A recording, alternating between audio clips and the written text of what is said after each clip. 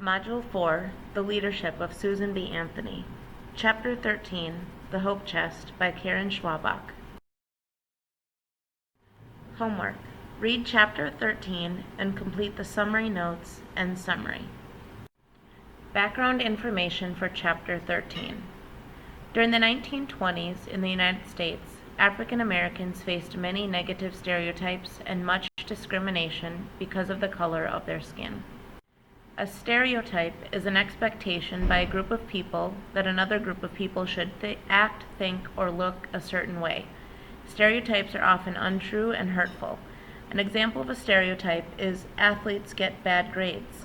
Sometimes a stereotype can be true about a person, but it is wrong to assume that because it is true of one member of a group, it is true of all members of that group. Discrimination is the act of treating a group of people badly because they are different from another group. Myrtle encounters both stereotypes and discrimination throughout the Hope Chest. This chapter in particular highlights what she faced as an African American girl during this time period. Chapter 13, Dead Horse Alley. Page 154, Chapter 13, Dead Horse Alley. Mr. Martin was wrong. There was not one hotel in Nashville that would take in a white man and a colored child. Myrtle realized this a lot sooner than Mr. Martin did.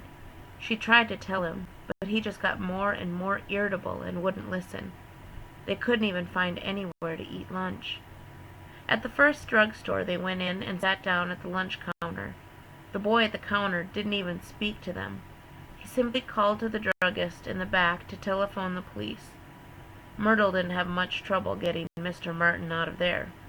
At the next place, the boy behind the counter told them that if they went around to the alley door, he could serve them. Or, he added generously, Mr. Martin could eat at the lunch counter, and Myrtle could eat in the alley. Page 155. Or I can take my business elsewhere, Mr. Martin snapped. Why don't you take it back up north, said the boy, if you don't want to respect our southern customs. After the fourth drugstore, Myrtle suggested that they eat in the alley because she was getting hungry. So that's what they did, sitting on stone steps behind a drugstore beside an overflowing garbage can, eating egg salad sandwiches and sipping chocolate phosphates. At least prices are cheap in the South, said Mr. Martin, who'd paid 20 cents for their lunch. I don't think I like it here, Myrtle repeated. Myrtle's people had lived in Washington ever since the Civil War. Washington wasn't exactly the South, her mother had always said, but it wasn't exactly the North either. Mama had sometimes talked about moving to the North. She would have been happy that Myrtle ended up in New York, but Myrtle didn't care for the Girls' Training Institute, and she knew Mama wouldn't have cared for it either. Mama had meant for Myrtle to get an education and to do something in the world. Something besides being somebody's maid. Mr. Martin seemed to get the point about the hotels quicker, perhaps because of their experience at the Tulane. Most of the hotels probably didn't have room anyway, Myrtle thought, because the entire city seemed to be full of visitors, wearing yellow or red roses. But the hotels with doormen stopped them at the door, and turn the page. Page 156. And in those without, the desk clerks shook their heads and said, They have to take us in one of these places, Mr. Martin said as they crossed Capitol Hill and came down on the other side to a row of disreputable-looking hotels and rooming houses, which seemed to be leaning on one another for support. They went into one that said Rooms 25 cents over the door. They walked into a gloomy lobby, furnished with weak-backed chairs and a grease-stained sofa that looked like it had fought in the Civil War and lost. Men who seemed to be as much a part of the decor as the tobacco-stained carpet were slumped under the furniture, looking as if they became one with it. The clerk at the desk sat behind a protective brass cage, in case any of the men in the lobby came to life and attacked, Myrtle supposed. He seemed less affronted than the clerks in the other hotels at the idea that he might have room for Myrtle. Sorry, we don't take colored, he said. We try to run a nice hotel here. Myrtle looked around at the men on the chairs, one of whom was swigging enthusiastically out of a brown bottle labeled Best Stomach Bitters. A cloud of cigarette smoke hovered between their heads and the ceiling. Cigarette butts were scattered around the men's feet. "To tell the truth, sir," said the desk clerk, "we don't allow ladies here anyways, not even white ones. You can never tell with females, sir, and we do try to keep the place decent." Page 157. "I can see that," said Mr. Martin. "Tell me, is it too much to hope that there's anywhere we can lodge in this great city of Nashville?" "Well, there's a woman down in Crappie Chute that takes in colored," said the desk clerk, thinking. "No, come to think of it, I guess she was burned out in the 1916 fire. Now there's a colored YMCA downtown, but of course they won't take the child. Or you either, come to think of it. Now if you want to send her over to Hell's Half Acre—" "I'm not sending a 7-year-old girl to a place called Hell's Half Acre," Mr. Martin said. "I'm 10, sir," Myrtle reminded him. "Oh, that's just the name," the desk clerk shrugged. "Smoky Roll's just as bad. Here." He dipped his pen in ink and wrote a name and an address on a piece of paper. "This woman on Dead Horse Alley rents to colored people. Just head up 6th Avenue, cross the Louisville and Nashville tracks, and then ask someone else for directions." Mr. Martin took the paper. "Thanks." The desk clerk leaned forward against the brass bars of his cage. "Listen, young man," he said, dropping his voice, so that Myrtle had to strain to hear him. "I know what it looks like to you Northerners, the way we do things in the South, our special customs. But we have a—" Turn the page. Page 158. "But we have a very harmonious relationship between the races down here. Very harmonious." Mr. Martin opened his mouth to answer this, but Myrtle grabbed his arm and led him quickly to the door. They walked up 6th Avenue away from the Capitol. The street was cobbled with gray brick-shaped stones and had concrete sidewalks that sloped and slouched disconsolately into the street. 2-story brick buildings lined the streets, with wooden water towers rising above them here and there. An advertisement painted on the side of a brick building showed 2 colored children of indeterminate sex, both wearing full skirts and nothing else. They had round white eyes and bright red lips. Between them was a sink full of soap suds, and they were both holding up freshly scrubbed dishes that shone like diamonds, painted rays surrounding the dishes to show how much they were shining. More glowing dishes hung behind them. Beside one child was a box of gold dust cleaning powder. Underneath them were painted the words, "Your servants, ma'am." The sign reminded Myrtle of the Girls' Training Institute, and she felt instantly depressed. "I don't want to ever be anybody's servant," she said. "I agree," said Mr. Martin. "Don't be." "Excuse me, sir?" The colored man Mr. Martin called to looked surprised at being called sir. He touched his hat deferentially and gave Mr. Martin directions to the address the desk clerk had written down. Mr. Martin touched his own hat in return. Myrtle thought the 2 men were making each other very uncomfortable. Page 159. It got worse when they got to Dead Horse Alley. They had run out of brick houses and stone streets by then. There was a smell of outhouses and rotting food in the hot air, and foul water ran down a gutter at the side of the street. The houses were made of wood, mostly unpainted or painted so long ago that you could no longer tell what color they were supposed to be. "I guess this must be Dead Horse Alley," said Mr. Martin, "according to those directions that fellow gave me." He sounded doubtful. Myrtle could see why. It didn't look like an alley. It looked like a dry gully cut by a rushing creek that would be back again the next time it rained. It wasn't even flat. There was no way you could have driven a wagon up it, even if it had been wide enough. A woman was sitting on the stoop of what looked like a cowshed sewing. "Yes, this is Dead Horse Alley," she said. "Can you tell us where we might find Miss Eugenia Reddy, ma'am?" Mr. Martin asked. "I'm Mrs. Eugenia Reddy," said the woman. She stood up. She was older than Mamma would have been, Myrtle thought, but not really old. She wore an old-fashioned blue dress that came to her ankles, and had her hair done up on top of her head, but not straightened. Mamma had never straightened her hair either. But this woman was looking at them both a little suspiciously, and turn the page. 160. But this woman was looking at them both a little suspiciously, and she got more suspicious when Mr. Martin explained that they were looking for lodgings. The problem, it seemed, was that Mr. Martin wanted to stay there too. Mrs. Reddy was uncomfortable with that.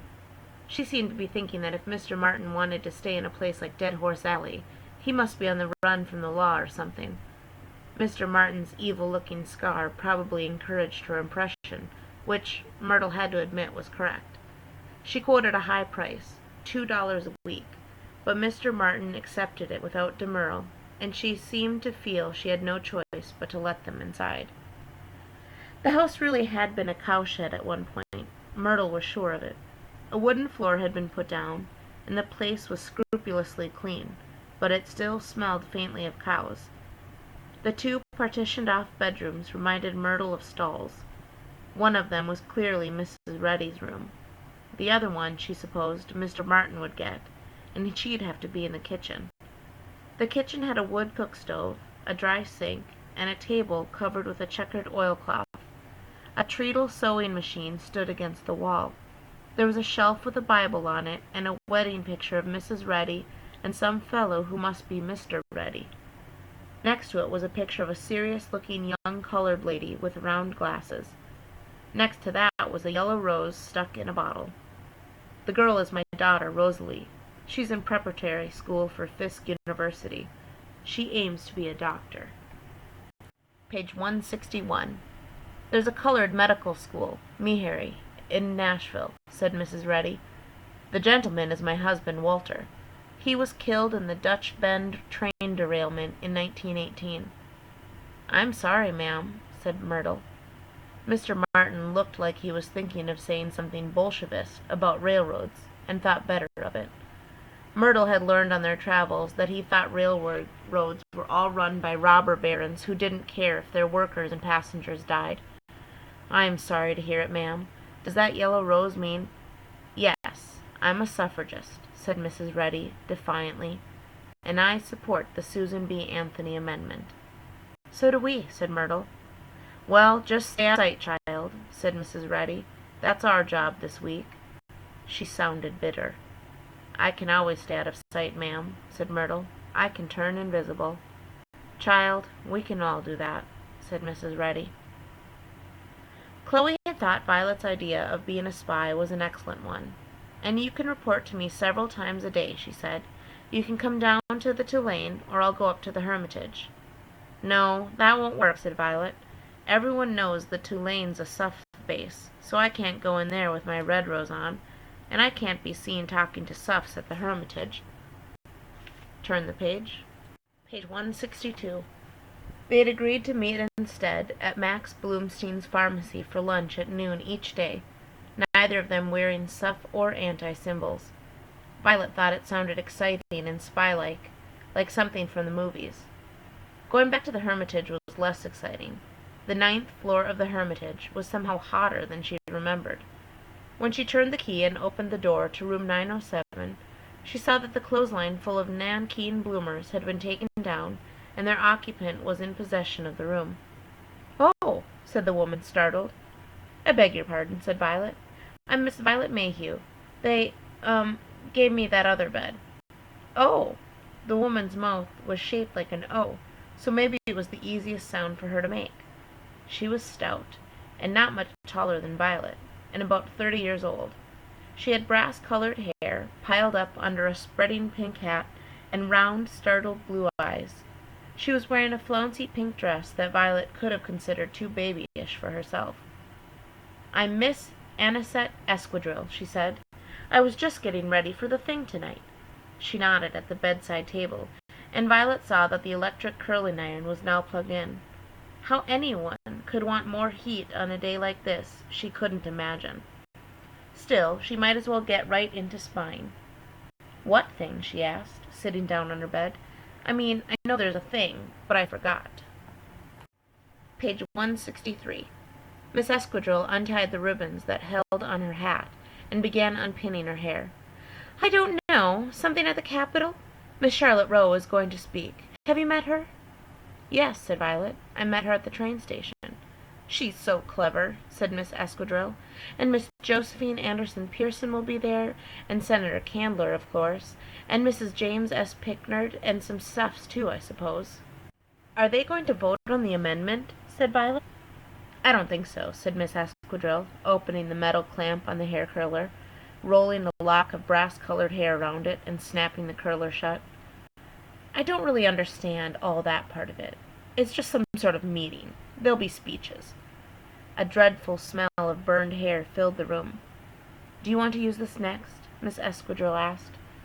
"No, thank you," said Violet, who couldn't imagine putting hot metal right next to her face in this heat. Besides, her hair wouldn't hold a curl anyway. She wondered if Miss Escudrille would mind if she turned the fan on. "I just think we all need to look really nice," said Miss Escudrille, looking at Violet's plaid dress with a horrible patent leather belt, "because you know the Suffs are going to look like frumpy, man-hating witches." Violet felt moved to retort that at least the Suffs didn't. Turn the page. Page 164. Violet felt moved to retort that at least the Suffs didn't wear flouncy pink dresses better suited to a 4-year-old, but she remembered that she was supposed to be an anti, and kept her mouth shut. "I was on duty at the telegraph offices all morning," said Miss Escudrille. "Every time a Suff goes in to send a message, I go look at the desk after she sent it, and see if I can read the impressions the pen has left on the blotter." She shrugged, and reached for another strand of hair. "Then whenever a messenger boy heads out with his telegram, I try to catch him before he gets on his bike, to bribe him to show me the message. But I can't catch them." She shrugged again. "They move so fast." "Would they really show you the telegrams for money?" Violet asked, surprised. "Supposed to," said Miss Escudrille. "And then if it's addressed to a Suff, and you don't want them to get it, they're supposed to give you the telegram for more money." Miss Escudrille was either the stupidest adult Violet had ever met, or just didn't know what "supposed to" meant, Violet thought. "Don't you have another dress you could wear?" said Miss Escudrille. Violet unwrapped her bundle and showed Miss Escudrille the other dress that had been cut down for her in Washington. It was a brown and black houndstooth check, and looked as if it was meant to subdue whoever wore it into a deep and prolonged state of melancholy. "Huh," said Miss Escudrille. "That won't do." Page 165. "Makes you look like a Suff, or a Bolshevik. I'll see if we can round up something better. I'm sure Miss Pinkard can find something, or buy it if she has to. We have plenty of money." "Why do we have plenty of money?" Violet asked. She'd been wondering this since the meeting last night. "Because of the generosity and true chivalry of Southern men," said Miss Escudrille blithely. "They don't ever want women to have to vote. They know that Southern women were meant to be the queens of their households, so voting would be demeaning to us." Violet took this to mean that Miss Escudrille didn't know where the money was coming from. "But, Miss Escudrille, you're not even married," she said. "So how can you be queen of a household?" To Violet's dismay, Miss Escudrille's eyes filled up with tears. "What a horrible, cruel, nasty thing to say to a person!" She sat down on her bed, which creaked alarmingly, and buried her face in her hands, sobbing. Violet dived for the curling iron, which had fallen onto the rug. She missed the wooden handle and grabbed the business end instead, burning her fingers painfully. She unplugged the curling iron from the wall socket. "I'm sorry, Miss Escudrille," she apologized. "I beg your pardon." "Horrible! Not my fault. Not married," Miss Escudrille sobbed. I'm really sorry. I didn't mean it that way." Turn the page. Page 166. "How would you like it, to get to be my age and not even married?" Miss Escudrille was getting more and more out of breath between sobs, and Violet wondered if she might be becoming hysterical. In books, when people got hysterical, you slapped them in the face. Violet didn't think she'd do that. Instead, she sat back down on her bed and went on apologizing every time Miss Escudrille stopped sobbing long enough to hear her. In between apologies, she sucked her burned fingers. She thought about the hatchet-faced woman on the train station in Chattanooga, waiting for her son's body to arrive from France. She was Southern, that woman, but she hadn't looked like the queen of anything. This spying was a lot less fun than Violet had thought it would be. She wished Myrtle were there.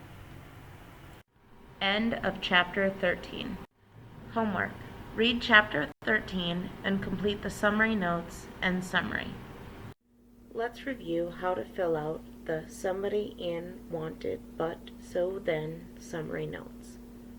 The somebody is the character or the narrator in a text. In is the place where the text is set. Wanted is what the character or the narrator is hoping for. But is the problem or the obstacle that might get in the way of what the narrator or the character wants. So is the outcome or resolution. And then is what happens to move the story forward. In Chapter 13, there are two stories that are happening at the same time. First, you have Myrtle and Mr. Martin, and then you have Violet and Chloe, and they're both doing separate things in this chapter. So the somebody is all four of them. They are all in Nashville.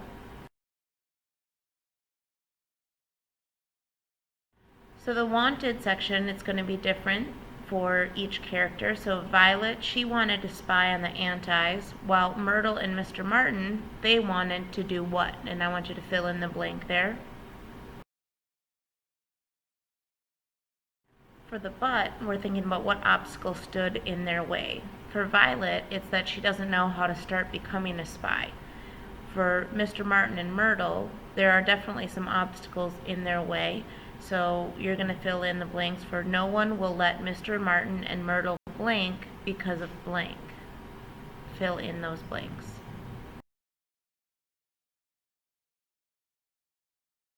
For the so Violet goes back to the Hermitage Hotel. Myrtle and Mr. Martin hear about a place on blank. That would be the name of the alley that they need to go to.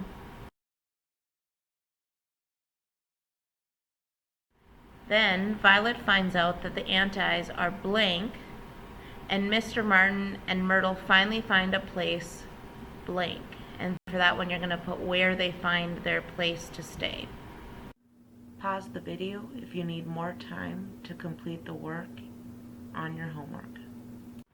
Now it's time to write your summary using the summary notes. Make sure you start it off with in Chapter 13, and you're going to describe what happens to all the characters in this chapter. Remember, there are sort of two things that are going on, one to Violet, one to Mr. Martin and Myrtle, so you want to include all of that in your summary. End of Chapter 13.